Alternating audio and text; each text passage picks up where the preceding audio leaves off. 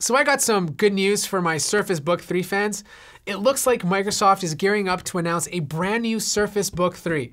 And it makes a lot of sense because the last time they announced a Surface Book was back in 2017 and prior to that in 2015. Every 2 years, this device gets updated. The unfortunate part is it's going to be the same design. Like, don't get me wrong, this is a very unique laptop. I like the way it looks, but it's been 4 years now, and I was hoping for a slight redesign to bring it up to 2020 standards.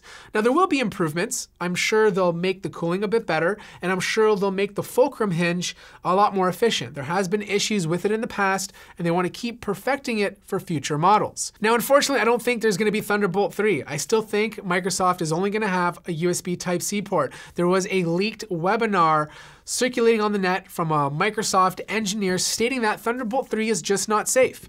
He says it's basically a direct memory access port. Someone could take a thumb drive, access memory, and grab all the data off that. So security is very important for Microsoft. They're selling these products to corporations, so I don't think Thunderbolt 3 is going to be there.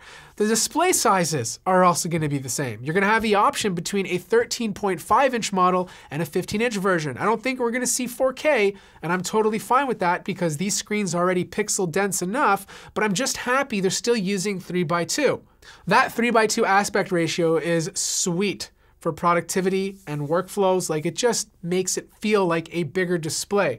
On top of that, we're gonna have updated processors. The down part to this though, is that the processors are still gonna be U-series. Like, these U-series processors are just not meant to be in a laptop this powerful. If you're serious about content creation and you're doing hardcore 4K video editing, you're doing 3D effects or virtual effects, you want your CPU to be using the H-series. Now granted, they could be running them at 25 watts, very similar to the Blade Stealth that's coming out this year, but it still just won't be as powerful as something like the CPU in a Dell XPS 15. The other thing I noticed is that the leaks are saying this SKU is Comet Lake. We're not even using the Intel Ice Lake processors, which is kind of unfortunate because it limits how fast the memory is, it limits some of the battery efficiencies, and you lose out on other features like 8K support if you want to hook it up to an 8K monitor, better, more efficient HEVC compression, and you don't get those Iris Plus graphics you get with Ice Lake. So if you decide to buy the base model 13.5-inch Surface Book, you're gonna be stuck with an Intel UHD graphics card, and that's kind of depressing. But if you opt for a dedicated graphic card, my theory is that they'll probably come out with a GTX 1650 or 1650 Ti for the 13.5-inch model, or if you pay more for the 15-inch version, I'm assuming you'll get an RTX 2060 or the option to buy a more expensive Quadro card. Based on the rumors, it looks like Microsoft is going to have a very expensive SKU with Quadro cards aimed at certain types of professional. If you're doing AutoCAD or SolidWorks, those Quadro cards have the certifications that you need for your job.